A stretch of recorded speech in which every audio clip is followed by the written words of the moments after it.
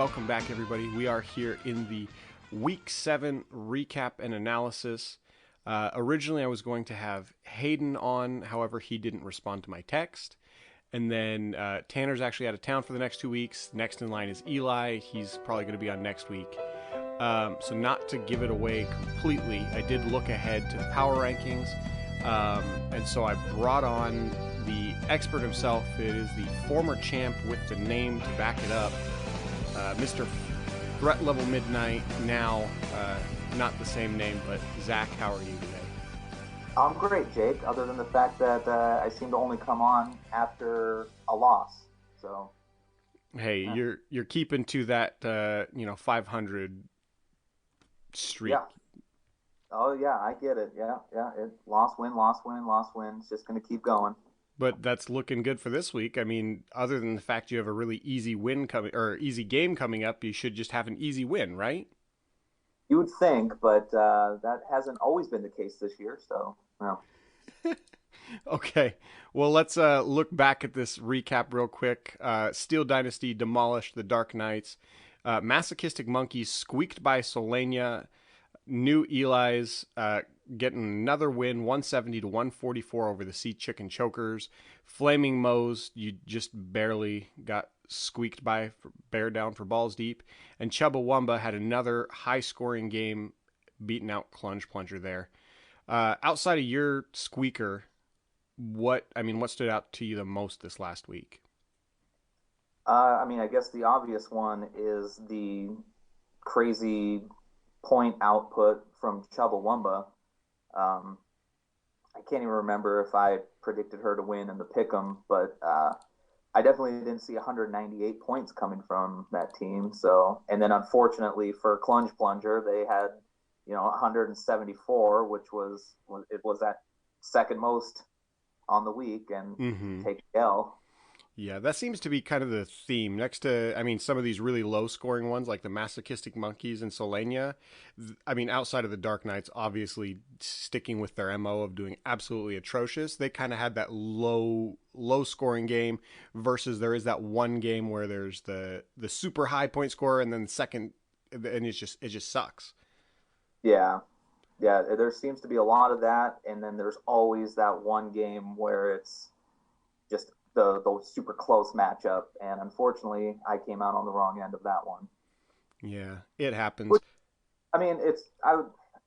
it's a little more disappointing because I really thought Tanner was just going to knock my dick in the dirt this week, but I ended up making it close. So, That's interesting expression there.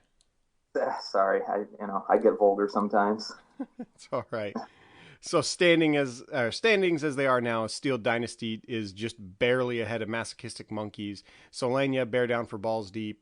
Dark Knights, then Sea Chicken Chokers, Flaming Moe's, Chubbawamba, Clunge Plunger, and New Eli is on a fresh 2-game win streak. Still coming up in the rear there. Yep, that's what I have too, Jake. Oh, that's a very astute observation. I know. Okay, we're going to just straight go over into Pick'em. Looks like you did actually catch up to Sean this last week. Both of you were sitting at 19. This last week, I believe both you and Sean got 3 picks apiece, so you're kind of staying there neck and neck. Yeah, and through the chat, obviously, he said that he picked me, so I kind of ruined his pick him for the week. He probably would have been, a game ahead because I always pick against myself. So you haven't started picking with the win-loss record you're doing so far? No, because I'm afraid I'll probably even jinx that. So on the week where I'm supposed to win, I can't predict me to win because then I'll go on a losing streak, and who needs that? Gotcha. Well, hopefully it looks up for you. You do got to steal that the old shoe from Sean there. But as I recall, I was looking at the survival pick this last week, and looks like you're still going strong there, sir. Yep, my strategy of whoever plays the Jets has worked out so far. Do that this week, though, because it's Kansas City, and I don't want to waste picking Kansas City, against the Jets. I'd like to save the really good teams for later in the year when you're not stuck picking between teams like the Jets and the Vikings or something. So Yeah, yeah. So last week you did have the Chargers winning. Uh, do you want to give away who you picked for Week 8 here? I take that back. You just reminded me. I actually couldn't pick against who played the Jets, so I picked the Chargers to beat the Jaguars. Yeah, this week, who the hell did I go with? Oh, I went with the Eagles playing Dallas and their third string quarterback. Yeah, that's probably a good call there. But And when am I ever again? So I'm sorry, what was that? when would I ever be able to pick Philly again? Yeah, Like they're you can't trust them. that's true. Unless it's against Tom Brady in a Super Bowl. That's true. Okay, so we are going to jump right on over because we do have a lot to get to today. We're actually going to do a couple different things than normal. Let's talk waivers real quick. More churning there for some of these guys. Obviously, again, Hayden is kind of trying to steal that frequent shopper from you. He has the most waiver moves at 25 at this point. Deshaun is trying to catch up with him at 22. Excuse me. What were your favorite transactions from waivers this time around? Liked. Well, I don't like obviously because he's my opponent this week. But Hayden getting Carson Wentz, that's a great pickup. Sure. That kind of sucks. But the two that I wanted to talk about, I got snaked, which I should have seen it coming. But I really had an eye on Brandon Ayuk. I Okay. just lost Odell for the season, so I could use a receiver. But, that first waiver priority came in handy once again, and Deshaun snatched him up, which I kind of expected him to be claimed, Brandon Ayuk, that is. Mm-hmm. Um, but I did put in a claim on Chase Edmonds as well, thinking, well, hell, no one's going to pick him up. It's his bye week. And Deshaun snagged him too. So I thought those were two great pickups because those were really the only two that I put in on, except for Washington's defense, but that's only for their game next week. So, Yeah. yeah. And I mean, otherwise, I do see there are some couple kicker moves. Not you. I'm sorry. Steel Dynasty went out and picked up Adrian Peterson. The one I do really want to touch on though is Ol Selenia picking up AJ Green. Yeah, that's interesting. I mean, he's been seeing a lot more targets lately, and he's actually been doing something with those targets. Um, there's a lot of mouths to feed in the Cincinnati offense, though, so it's really kind of a crapshoot between AJ Green, T. Higgins, and Tyler Boyd as to who's going to receive more of the targets. So, but they're throwing the ball around, and with Mixon probably going to miss another game, they'll be throwing it even more. Yeah. I mean, you were able to get Giovanni Bernard there. Was that last week you picked him up? Yeah, and that's one thing that actually gave me hope about winning last week because I saw that Hayden picked him up and then dropped him for Antonio Brown, which was a really nice pickup, I think, because he did it a week ahead of when everybody else was rushing out to get him. Yeah, it was right So, before the big signing, and he goes and gets it. At first, it pops up, and you're like, "Gosh, what the hell is this guy thinking?" And then it's like, "Oh, okay, yeah. yeah, that was lucky."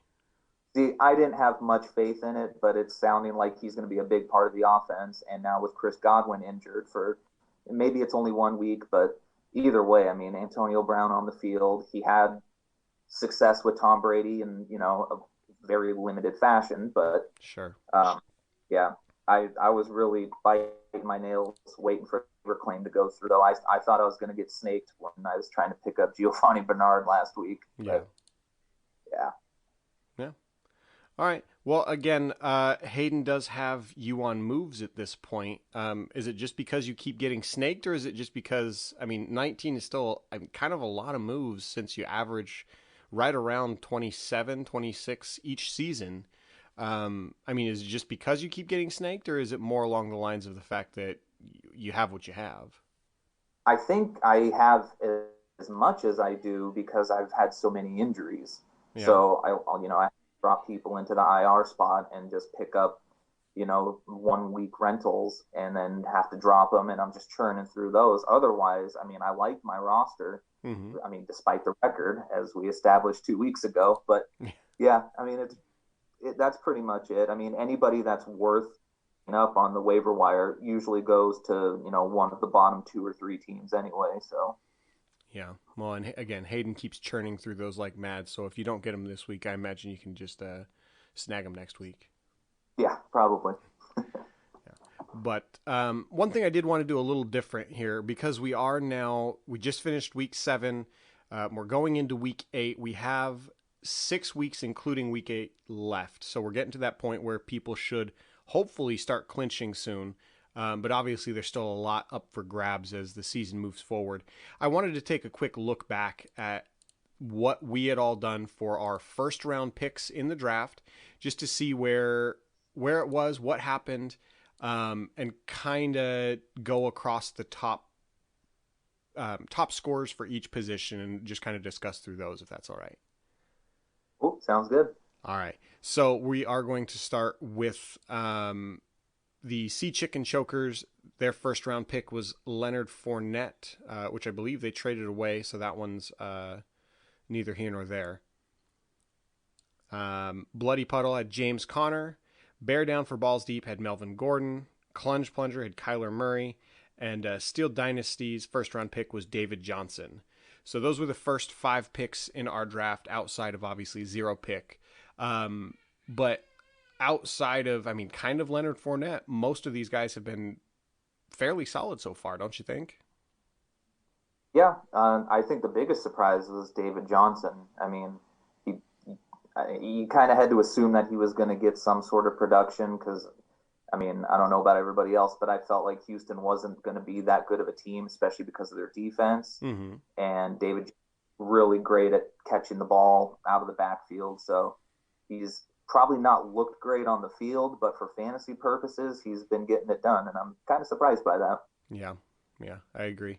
And we will talk about a couple of these guys here in a minute, but obviously Kyler Murray is the other really big one. You're like, oh, okay, cool. Use that first pick to their advantage. We are going to move on over into your next, actually. Your first round pick, do you remember who it was? Yeah, it was Jonathan Taylor. It was Jonathan Taylor. How do you think you did so far? Mixed results, but I don't know. I feel like his usage hasn't been what it should be, but now, they're coming off a bye. They're going up against one of, if not the worst run defense in the league this week in the Detroit Lions. So I'm hoping for big things, hoping for a big second half from him. But he's been all right. I can't complain. That's more of a futures pick anyway. I was going to actually just ask that. So do you think that's going to be a keeper for you? Oh, yeah. Well, depending on what this second half looks like. I picked David Montgomery in the first round last year, and he didn't do so great, and I didn't even bother keeping him. So yeah. But all right. So Solania's first round pick was DK Metcalf. Chubba Wumba's was Le'Veon Bell. Boomer Busters had Cam Akers, and the Dark Knights drafted the Baltimore Ravens in the first round. Of those remaining 4, what are your thoughts on those? Outside the fact Chubbawamba obviously traded away her first round pick for a first round. Let's talk Cam Akers. Oh, do we have to? Okay, we don't have to. Oh, I didn't like him going in the first. I could have accepted maybe a second in the way our league drafts, obviously. But when he went in the first, I was a little shocked. But I definitely didn't see him just basically putting up zeros. So yeah, the head was in the right spot, but it just didn't pan out, and that's unfortunate. Yeah. Well, some of these names that come right after, obviously, because he picked Cam Akers and the Baltimore Ravens were after DJ Chark, Dak Prescott, DeAndre Swift, CeeDee Lamb, Kareem Hunt were all the next pick. So it almost does seem like he really could have fallen into the second round or even further. But yeah, I think so. And it's easy to look back now and say, well, why the hell didn't he take Kareem Hunt? But we didn't anticipate Nick Chubb injury or Sure. So now what I'm going to do is I'm actually going to, again, we're just over halfway through the season. I'm going to kind of juxtapose those first round picks and see how they stack up against our league's top 10 fantasy scorers thus far. We are going to start with the quarterback. Do you know who the number one scoring quarterback for our league is so far this season? I don't know if he is in our league, but I know in most leagues it's Kyler Murray. It is Kyler Murray. Kyler Murray is number one. Russell Wilson is two. Patrick Mahomes, Josh Allen, then Watson, Brady, Rodgers, Ryan, Wentz, and Tannehill kind of round out those top 10 or so. I mean, those top, I would say probably top five are pretty well, those were thought to be some of the top ones. But once you get down it, obviously, Brady, Rodgers, Ryan's always a perennial top 10, but most of these other guys are a little bit of a shock. Yeah, Tannehill especially. I think the big thing for that is just the success of Derrick Henry. Everybody's loading the box trying to stop him, and it's just perfect for play action. And Yeah. Tannehill doesn't miss on play action throws, and yeah, they're both getting it done. So Yeah. Well, and then obviously the other big surprise up there is Tom Brady, and he's sitting there with what is that, 18 touchdowns at this point?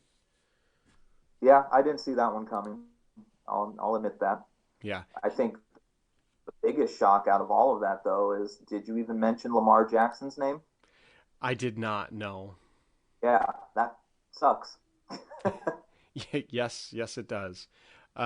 He's, yeah, that's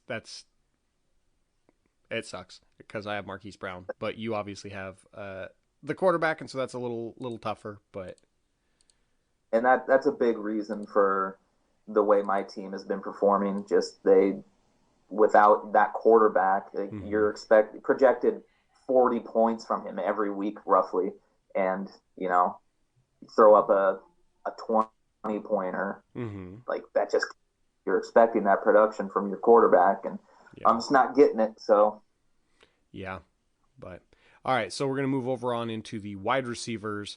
Top five: Lockett, Ridley, Thielen, Hill, and Hopkins. Again, those are some of those names. I mean, outside of maybe Ridley, but he was kind of one of those fantasy darlings that everybody was projecting at the beginning of the season. yeah, and seeing him in that top five, a little shocking, but I mean, a lot of people were kind of projecting him to make that jump. As a Seahawks fan, I'm surprised surprised by Tyler Lockett. I mean, I know he's a good receiver, but the number one receiver on the league so far, it's a little shocking. But Yeah. He's had 2 or 3 blow up games, and then he's had 2 games where he wasn't even there. So Yeah. Well, I mean, he does have the most, it looks like, most touchdowns of any receiver so far this season, so that definitely boosts him a little bit. yeah. Next five, though, is Diggs, Fuller, Patterson, Cooper, and Metcalf. A little more craziness when it gets down into the rest of the top 10 there for receiver. Yeah. Yeah, I remember when I made my Will Fuller pick, I was chastised a little bit, saying, "Wow, that's a little early." And I'm not gonna lie, that was my shoot for the moon pick, Yeah. and because I knew Brandon Cooks was there, and it was kind of like it was like a Twilight situation. You're either Team Edward or Team Jacob. Of course, I'm always Team Jacob. That's for you, buddy. Oh, thanks. I But appreciate I staked my claim on Will Fuller, it.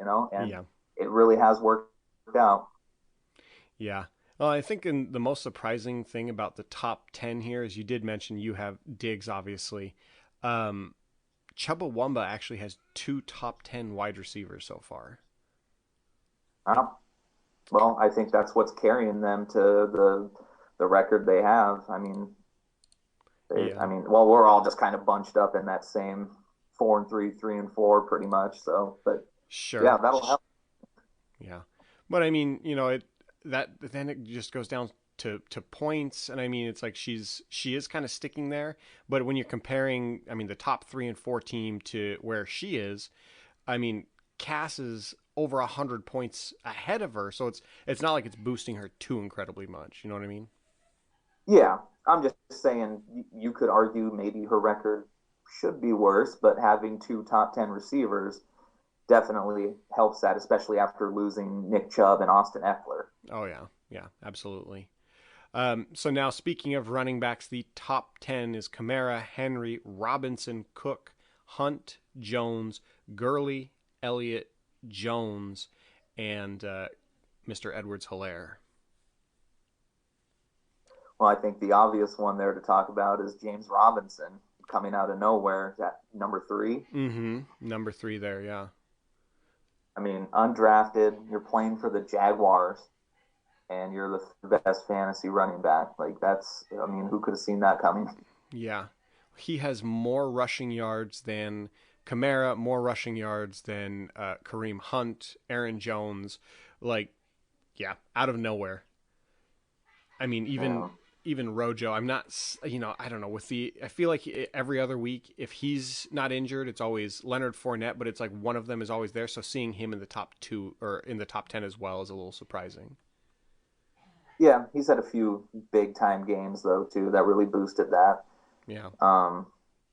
And I think as far as James Robinson, had he have been picked up by a better team, you could argue that's been the best waiver wire pickup of the year. But Yeah. it really hasn't helped Plunger that much. Yeah. No. I think that's because he's funneling through everything as quick as he can, but that's neither here nor there. There is one name here on the list, sitting down there at, what is that, 4, 5, 6, 7, at number 8, just behind Todd Gurley, is Mr. Elliott. Do you think now that they're on the 3rd string, is that going to continue to drop? Yeah, I mean, there's definitely a scenario where that happens, or they could just say, hey, he's the strength of the team. We're just going to feed him. Doesn't matter if we're down 21 or we just need to give it to him. But also, their offensive line has been horrible and they've been just racked with injuries. So, Yeah, they really have. Well, they're I believe it's one of the guards is supposed to be back one of these weeks. But I was looking at something just because I know earlier in the season during the podcasts I had been really not too friendly to Mr. Prescott, and so I should probably apologize for that because I did start looking into some of the Ezekiel Elliott stats, and it finally clicked for me. Who's the head coach over there in Dallas now? Mike McCarthy. Yeah. A couple years ago, he was the head coach of another team, and I seem to think, wasn't there an all-star running back that just for whatever reason couldn't get out from underneath the head coach, just constantly fuddling everything up for him? Possibly. You'll have to enlighten me, Jake. Yeah, well, if you look back through some of his, and I don't have it up, I actually accidentally just closed out the window, but Aaron Jones, the year after Mike McCarthy left, went from like 600 rushing yards to over 1,000, and he obviously the touchdown regression came the following year, but it was almost like there was something that had just been lifted off of him because he couldn't get anywhere because there was the dang coach. And I know, again, I was really harsh on Dak Prescott. I know that. I apologize. If he's listening right now, Dak, I'm sorry. We all know. You know he. What's that? No, he is listening. Of course he is. But no, Mike McCarthy, he's the one screwing me over. And this Sunday when I'm watching the game, I'm going to know something's going to happen. Zeke's going to have 3 more fumbles. I'm going to like, God damn it, Mike McCarthy. Well, I don't know. I think you still had a perfectly fine reason to gripe about Dak because I think his early season success was just him playing for a contract. Like, look, you guys don't want to pay me. I'm going to go out and throw for 400 yards every game. Yeah, and then he went out and injured himself. Again, going back to the Green Bay with Mike McCarthy, that sounds exactly like something Aaron Rodgers would do. He's like, okay, well, obviously he got paid and he's trying to do everything, but they wouldn't do anything around him. And so he's like, okay, I'm going to go play. And then it's like, crack, whoop, there went the collarbone again. Yeah, well, I mean, I guess look on the bright side. Dak got what was coming to him. Sorry. Ouch. All right. Well, that was enough of my rant. I'm sorry. We're gonna move on over into the tight ends here. Obviously, I feel like most of these, or some of them up here, are pretty obvious. Kelce being number 1, Kittle, Smith is a little shocking up at 3, but then there's Waller, Andrews, Tonyan, Hawkinson, Hurst, and Graham. Yeah, I mean, this year's tight ends have just been all over the place. Aside from your top 4 or 5 guys. Yeah. They all kind of make sense. And Tonyan being up there was pretty much on one game where he caught the 3 touchdowns, but Yeah. he's been steady nonetheless. So, Well, and now that Adams is back, I feel like that's gonna continue to drop. But I mean, you never know. well, yeah, we can only hope because neither of us own him. So, Yeah. What about? I mean, you do have Waller. I feel like he's kind of had a lackluster season so far. I mean, correct me if I'm wrong there. yeah, I think that's pretty accurate. He's had one or two like good games, Yeah. but he's been steady. I mean, I feel like he's hit his projections more often than not. Mm-hmm. Still looking for that big time, 20 to 30 point game from him, but it's a Sure. tight end, man. Unless you have Kill or Kelsey, you're just not going to get that like weekly. Yeah. Yeah. But we'll see how the rest of it pans out. Now, obviously, Andrew's sitting there directly beneath him. He was supposed to be a top three, along with I feel like Waller and Kittle, depending on when Kelsey decides to fall off because he's getting up there in age. But Andrews, I feel like, is just that play with your quarterback, like you said. Lamar hasn't exactly done it for anybody this year, but That's the issue for Andrews. yeah, It just Lamar's passing has been bad. yeah, That's all you can really say about it. yeah. Do you? I don't know if you know off the top of your head. Do you know how many of us ended up picking Baltimore to win the Super Bowl?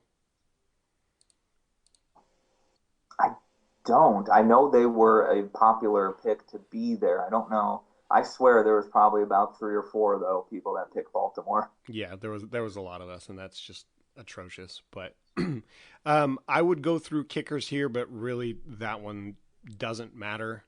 Um, but I will point out the surprising thing. Obviously, your kicker, number one scorer on the season, Randy Bullock from Cincinnati, is the number one kicker so far. Yeah, that's the only reason why I picked them up. I mean, you Yeah. just kind of have to stop looking at projections and matchups. Just like if the guy's getting it done consistently, Hmm. he's getting it done. So Yeah. I mean, you look at somebody like Steel Dynasty sitting down there. I mean, even though he has Mason Crosby from Green Bay, you're thinking, okay, well, yeah, that should be good. He's only at 54 points. In, again, Bullock, he's up at 76. So that's quite the difference between the two of them. yeah, and I think the Miami Dolphins kicker is way up there too. And it's like I don't even think he's owned right now. Jason Sanders. Yeah, you are correct. He is not owned. Yeah, I mean, not to give anything away, but people might want to stop looking at the name and just start picking up people who are producing Uh for huh. it's kickers. Yeah. All right. Last category before we jump into the next week matchups and power rankings is defense. Uh, top 10 Baltimore, Indianapolis, Pittsburgh, Tampa Bay, Chicago, the Los Angeles Rams, Kansas City, Buffalo, Washington. Oh, I'm sorry, that was only 9. And Cleveland. Cleveland's number 10. Yeah, I think Pittsburgh and Baltimore being up there is obviously a given. Mm-hmm. Uh, Indy's a little bit of a surprise, but they had a nice, easy schedule at the beginning. Yeah. Um, I was kind of hoping for that with the Eagles because they had a pretty easy schedule at the beginning, but they're just a bad defense, so it just never translated to fantasy points. But you Yeah. know, Yeah. I mean, and other outside of Indianapolis, every other one on Cleveland, nobody has Cleveland. no. Every other one of the top 10. The other ones that people have that aren't in the top 10, Cass has Arizona, New England is Clunge Plunger. You have Philly, like you mentioned. I have the Chargers as a backup, and that kind of rounds out what we got there. So Yeah, backup defenses. I only play those for like the I always play them for the next week yeah, because I typically stream defenses. So yeah. Hey, if it works for you, I mean, again, you have Washington. They are on bye this week. They're at 106. I mean, obviously up to Indianapolis or Baltimore, that's quite the jump, but it's within 10 or 12 points up to Buffalo, Kansas City, even the Rams. I mean, they're right there too. So it's, streaming defenses. yeah, and Washington plays the Giants next week, so that's what I'm holding them for. Oof. Yeah, Well, and the yeah, nice part, I mean, it's weird to say, but the nice part about keeping that kind of a defense is obviously you're playing the Giants, but that division is so trash. You could just kind of hold them until they play anyone in the division. You're like, okay, well, yeah, they'll get some points. yeah. That's not a bad strategy. And even if they're sucking like they should, Mm-hmm. get some return yards out of them, hopefully. Yeah. Actually, I should check who has the most return yards. It goes Chicago, Indy, Buffalo, Dallas for the Oh, top four. But good no, one's too bad, right? yeah, nobody's picking up Dallas. But anyways, Oh, okay, so we're gonna jump on over into the matchups here. Unless you want to do bold predictions first. however you want to do it, host. Okay, we'll do matchups and then we'll hear your bold predictions, and I'm kind of excited to hear these. So. Okay. All right, starting out, we have Flaming Moe's versus Clunge Plunger. You're on your win week, so that one should be a cinch for you, right? Uh, yeah, definitely. I wish I had that sort of confidence in my team, but yeah, I like my matchups. I'm a little worried about the game that's going on right now because Clunge Plunger has uh, a lot of key players that are in that game with Robbie Anderson, Julio Jones, and Mike Davis. So, Yeah. and that's should just be a shootout. So that sucks, but you know, Yeah. Well, I mean, at this point, he is only at just over 9 points, so we'll see how that one goes. Next matchup is Sea Chicken Chokers versus Chubbawamba. Then New Eli's versus Solania, Steel Dynasty versus the Masochistic Monkeys, and the last is Dark Knights and Bear Down for Balls Deep. Of the rest of these, what do you think is going to be the biggest shock or upset, or what are you thinking for how these projections are going to go? well, I think this is going to tie into my bold prediction or hot take, whatever you want to call it. Do it. I actually picked the Sea Chicken Chokers to beat Chubbawamba, and they were a hearty underdog in that match. I think mainly because they haven't picked up a defense yet. So once they do that, so I'm kind of cheating there. But that's um, that's assuming they do go out and pick up a defense. you have to think he will. I mean, I don't know. Far be it for me to judge someone else's fantasy team, but Yeah. yeah. So my bold take though on that, my bold prediction is this isn't a super hot one. I think Russell Wilson is going to end up the number one quarterback this week, strictly Okay. because he might be down to his fourth string running back, so he might have to throw the ball 50 times. Yeah. Or run himself. Yeah. Yeah. And then the real bold take comes right here. Travis Fulgham. Yahoo only has him projected at 9.9 points this week. Mm-hmm. He's going to have a huge game against Dallas. I'm projecting 2 touchdowns, somewhere around 100 yards. Dang. He's going to go off. Yeah. And so those are part of the reason why you think Choker is going to upset the old Chubbawamba there. Yes, that and him Yeah. hopefully picking up defense. that one's a pretty big maybe, but now, as this other game does go on, I feel like the one that I want. I know Sean's got his confidence about him, to say the least, when it comes to his squad, and he has been pretty solid so far. But I think the shocker this week is going to be the fact that the Masochistic Monkeys keeps the old first place wheel turning up there at the top. They're going to take back number one. Yeah, I would like to see that, but that was my other bold prediction, which I kind of gave away in the chat earlier today. I have the feeling Masochistic Monkeys will probably end up scoring the least amount of points on the week, and that's based on nothing other than the fact that he's going up against Steel Dynasty and Sean. Yeah. So Sean's gonna probably just walk into another easy win, and he's gonna gloat like like he actually won 5 Super Bowls, and yeah, the all will be right in the world. Yeah, well, he has had the fewest points scored against him by Say, Solenia being number two. There's about, uh, what is that, like a 35 point difference, something like that between the two of them? um, that's not even that. It's 21. All right, math. Come on now. Sorry, I'm looking at for. I wasn't looking at against. Oh, Yeah, gotcha. you were at 35. So. Woohoo! All right, any other bold predictions for us, or can we jump on over into the exciting part of the show? Oh, that's it for me. All right, cool. Well, we are going to jump on over into the power rankings. This comp this week has been alluded to already with the song that was played at the beginning. and obviously your name, all that sort of thing. But we'll get into that here in a second. We're going to start up at the top. Number 1, Masochistic Monkeys. Last week was number 2. The comps this week are TV shows. So the one that was allotted to the Masochistic Monkeys is Full House. So it's come to this. Masochistic Monkeys are the best team in the league right now, riding a 5-game win streak, including a victory over Solania last week. This team shares so much in common with the show Full House. Everybody was quick to dismiss it, and nobody takes it seriously. But here's the thing that nobody wants to admit. It's actually really good. It's hard for the rest of the league to accept the fact that this team, seemingly permanently bound for failure, is looking down at all of us. Okay, that's accurate. What do you think of the comp, Full House? Well, I don't want to give too much away about myself, but I was a big fan of Full House growing up. It was a staple of my childhood. Yeah? Yeah. I mean, come on. Who doesn't want an uncle like Uncle Jesse and Uncle Joey? I could kind of do without Danny. He was... Oh, come on. Bob Saget's awesome. Bob Saget's awesome. Danny Tanner I don't know, man. He was kind of a creepy guy for some reason. And plus, I'm messy, so I don't like neat freaks. Well, it's kind of funny because, I mean, it's like if you obviously have not done so, you should definitely check out some of his stand-up because that's hilarious. But then juxtaposing that to him in Full House is just, it's hilarious because of the night and day difference. But yeah, it's jarring to say the least. Yeah. Well, my biggest takeaway from this one is because obviously, again, I read through these before the show, so it's not, coming off the cuff. I had a chance to think about it.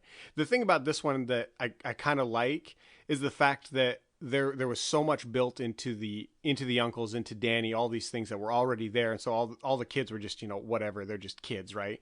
They're kind of really super annoying, and if you've watched the spin-off Fuller House, very annoying. Haley watches it, and it was just like making me want to poke my eye out. Ridiculous. But then I got to thinking about how Masochistic Monkeys, obviously they've made some of the best, I wouldn't say best moves, they've made smart moves to keep themselves relevant throughout the season. But they started with some really good pieces in that when you walk into the season with Derrick Henry, that's already starting off on the right foot, right? Again, if you have a comedic genius like Bob Saget, that's the right foot. But then the smart thing that Masochistic Monkeys did was they went ahead and said, you know what? Generally, not the best drafter. We're going to have somebody else do it. So they called in Uncle Jesse. Uncle Jesse took over and he's like, all right, I got this. Pushed it forward. He could have Dave Coulier it, but no. He went with Jesse, and John Stamos is sexy, and he just rocked the draft for him. So that is a great comp. Does that make Haley Aunt Becky? Yeah.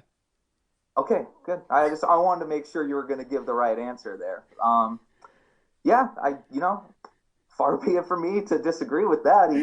He called his brother to do his dirty work, and yeah, here we are. Mm-hmm.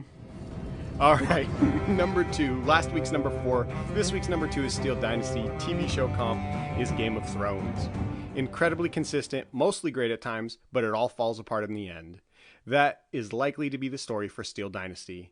Though they're ranked first in the league standings, their lack of legitimate competition keeps them from the top spot in these power rankings. They've only outscored Masochistic Monkeys by 8 points, but have had a whopping 127 less points scored against them. At some point, someone will play Jon Snow to Steel Dynasty's Daenerys. All right, I don't get the reference, so... Oh, well, Game of Thrones was very well done through the first several seasons, and then it was trash, but... Oh, I heard all about it. I had to hear all about how great it was for the first however many years it was on. Yeah. And then when the last season came out, I had to hear all about how god-awful it was, so... Yeah. I get that, but I don't know the characters, so... Yeah. That's all right. This next one, Solania, last week's number 1, dropped to number 3. TV show comp is Breaking Bad. This team came out of nowhere to become a legitimate winner, much like the path of Breaking Bad. Solania caught a tough break in a 7-point loss to Masochistic Monkeys last week, but they've had a strong season thus far. Maybe this week's slip-up is a sign of things to come, as every great demise has to start somewhere. So what's the connection to Breaking Bad, you ask? It had a great run, but spoiler alert, he dies in the end. Oh God, I was just gonna binge that. What the hell? You haven't seen this one?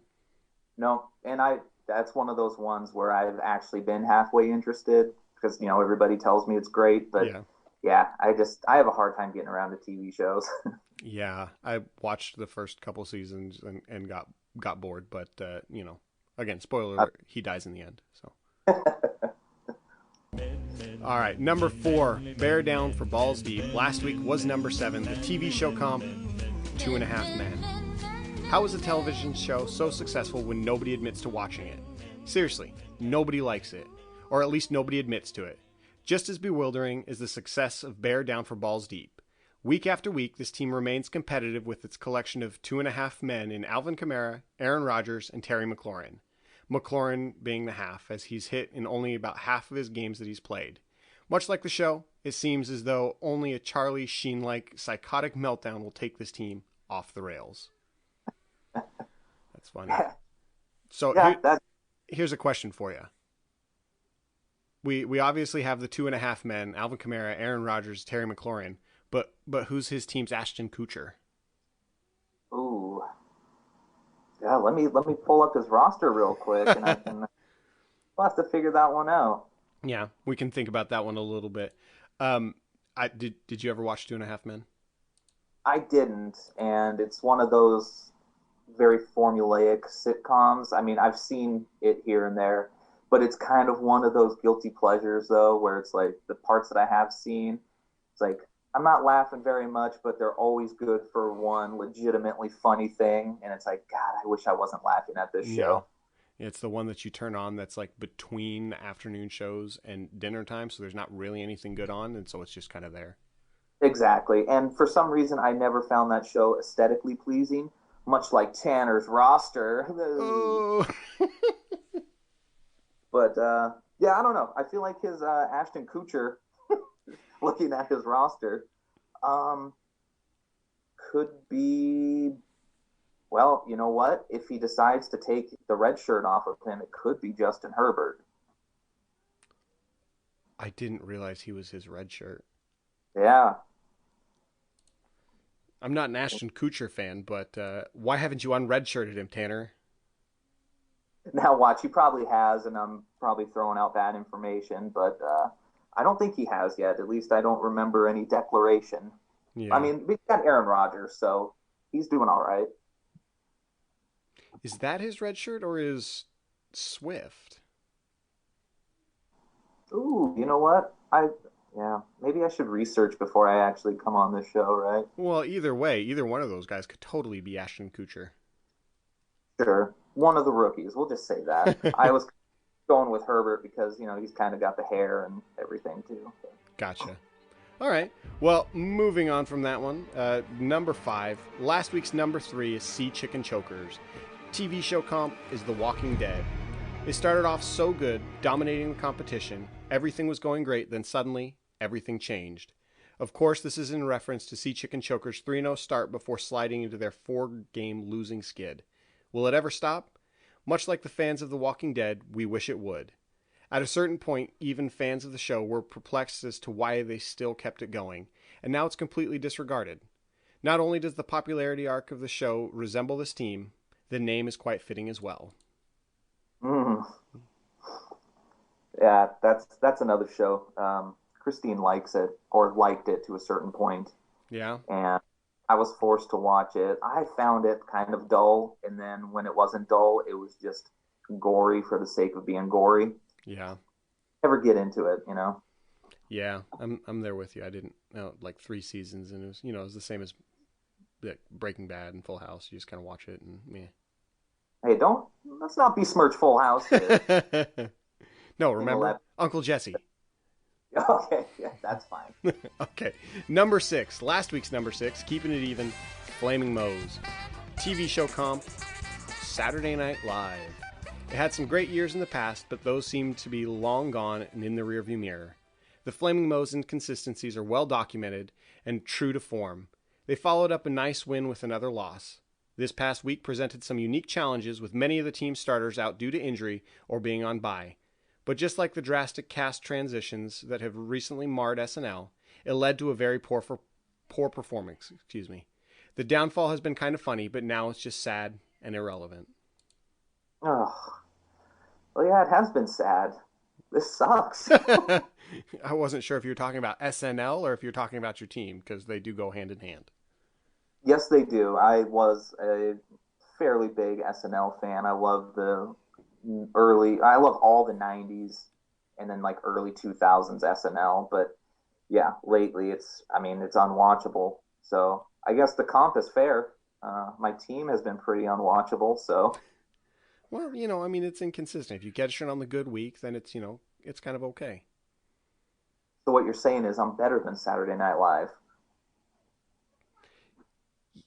Yeah, I don't know. I feel like it's one of those where it's like if they have reruns, then no, because I feel like all the old SNL that we're all looking back to, those were all the funny ones. But now you watch Yeah, the new stuff and you're like, if I could have a rerun, I would love that because my team used to be pretty damn good. Oh, That's funny. now I'm stuck with Alec Baldwin doing Trump every week. Like it gets old, and so does the damn losing. That's funny. I'm all fired up and full of whiskey. Well, you got more? Keep going, man. Come on. And move on. Who's next? All right.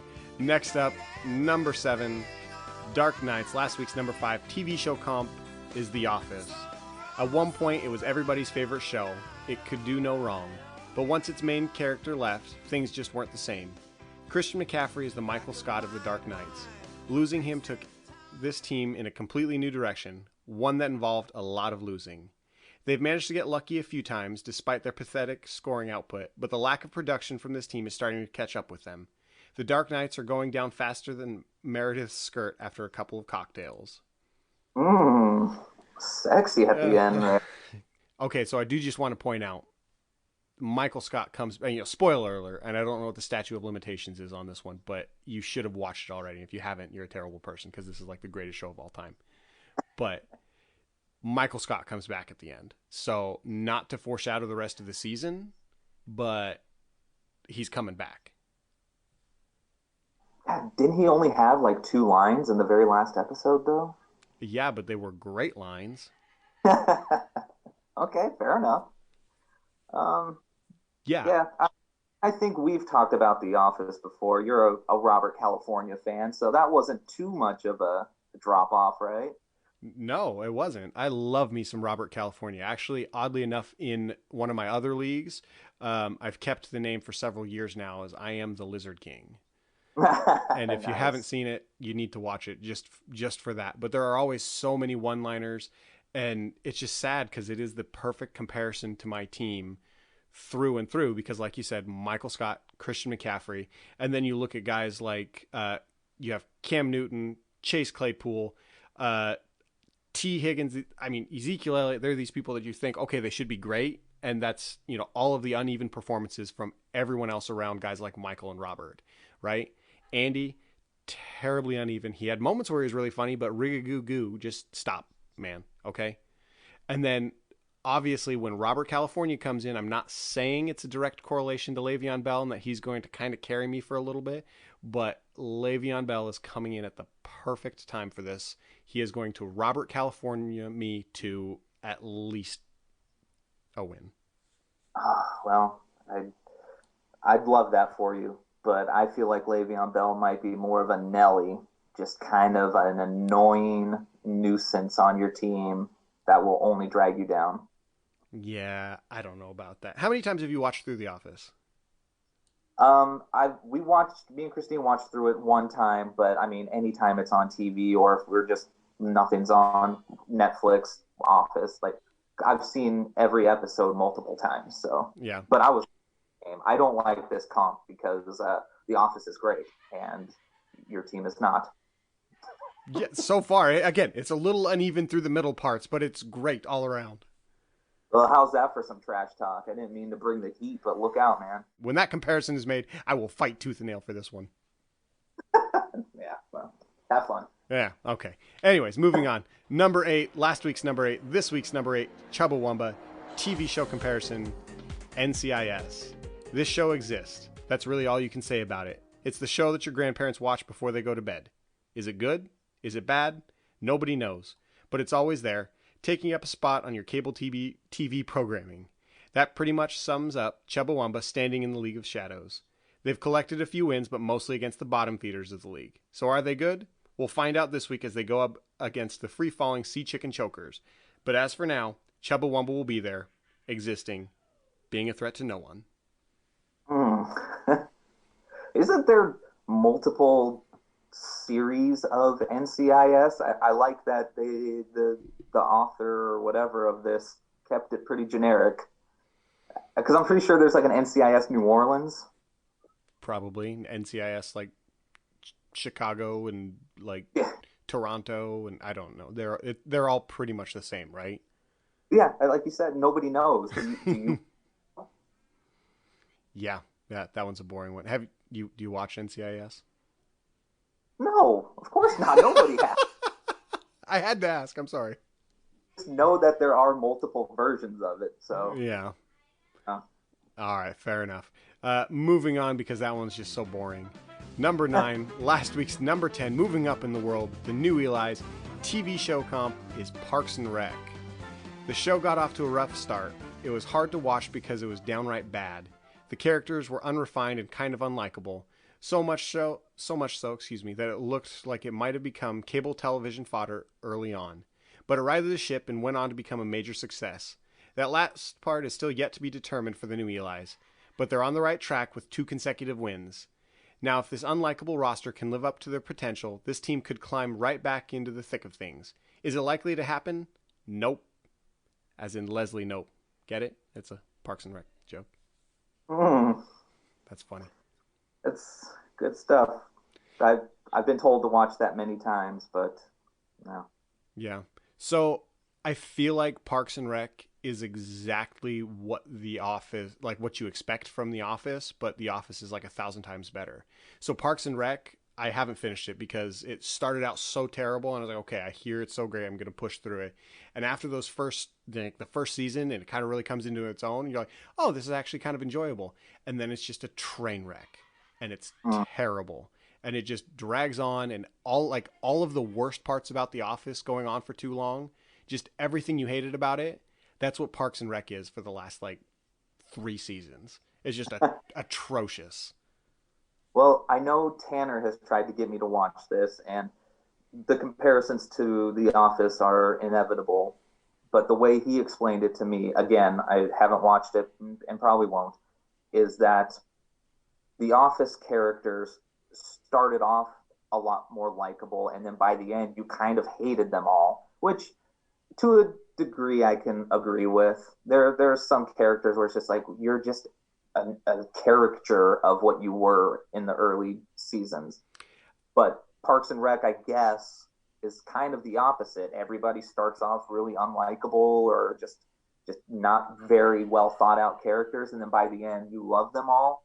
I don't know. I can't invest my time in it though. Yeah, see, I get that argument, but it just felt like as Parks and Rec started, they were all just trying too hard, and then as the series went on, they all just kind of started playing themselves. Like Chris Pratt, I don't think I feel like his character from Parks and Rec is exactly who he was. I mean, I know we're way off topic when it comes to football here, but this is an important conversation. Sure, let's have it. Yeah, but I mean, he just kind of plays himself, and then by the end, you're just like, okay, this is kind of really super annoying. And so then when you see him in anything else, it's just annoying. He is just an annoying person. But I'm going to say, in defense of The Office, if you watch through it again and again, as you watch through it, there are more things that pop up. Guys like Creed, funnier as the series goes on. Hilarious. Oh, yeah. Guys like Toby, obviously just a disaster and get the hell out of here. But, I mean, Kevin with his little snide comments, I feel like one of my favorite lines from The Office is he's not even in the shot when he says it, but in the episode where Andy's phone gets stolen, and he's looking around for it, and they're cutting back and forth between a bunch of people. All of a sudden, it cuts over to I want to say it is actually Phyllis and Dwight, and in the background you can hear Andy just shouting, "I don't trust you, Phyllis." Yeah. And it's hilarious because I mean it's like as you watch the first time you see it you don't notice it, but then it's like all the time it's like all you see is like something's happening in the league.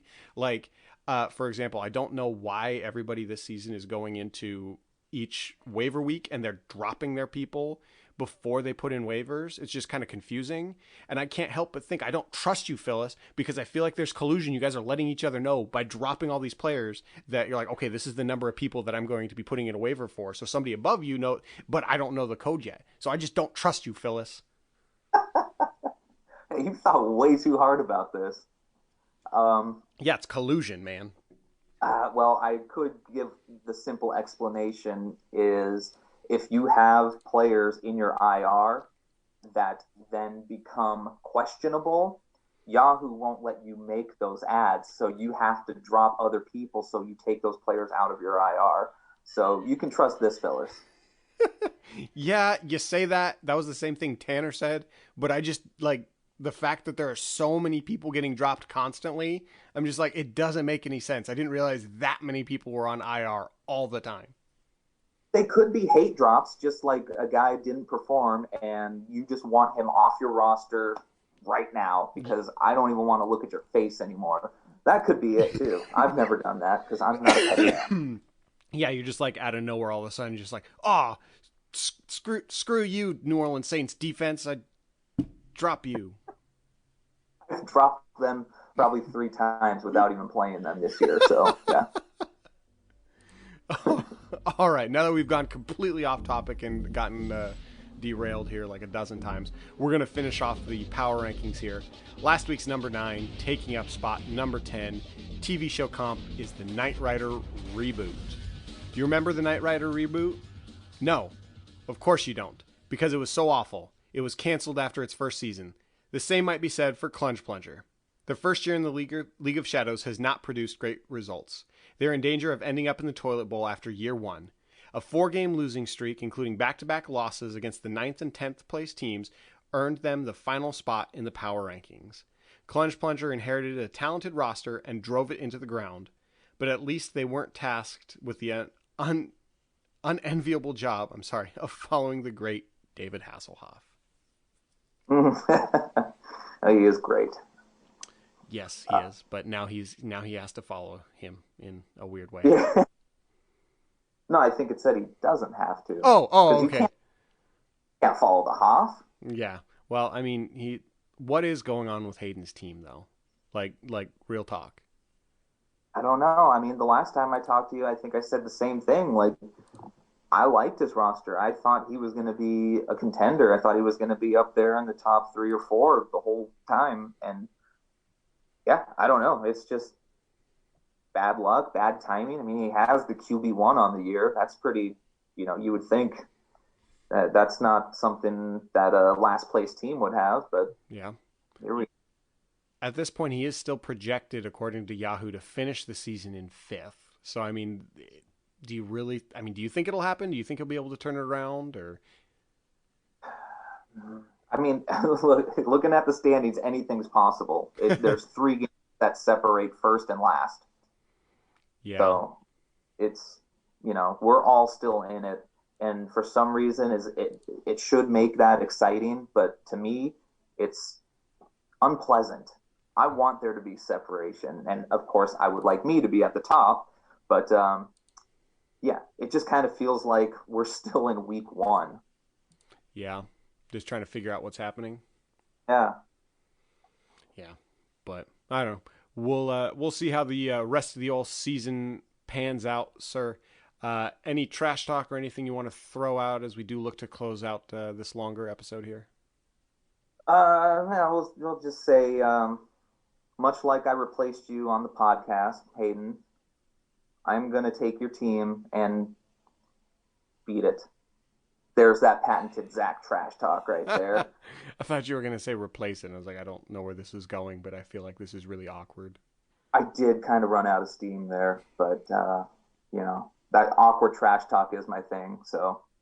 That's all right. It happens, but all right, sir. Well, I do appreciate you coming on and taking the spot of not 1, not 2, but 3 different teams. Hopefully this next week we will actually have Eli, but we'll see. Yeah, I love when you guys are on together because the old brotherly love is nowhere to be found. I love hearing you guys bicker. You can just hear that palpable tension, huh? Yes. All right. Well, sir, again, thanks so much for being on. We will be back soon. All right. All right, until then.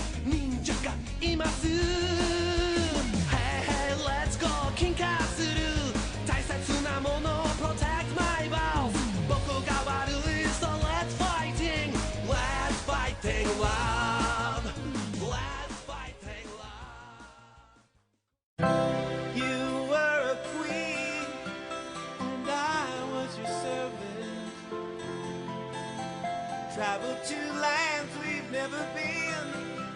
My love for you is fervent.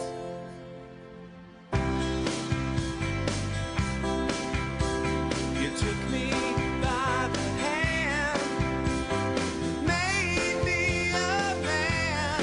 I'd walk through snow, rain or sand, without a compass, a map, or a plan.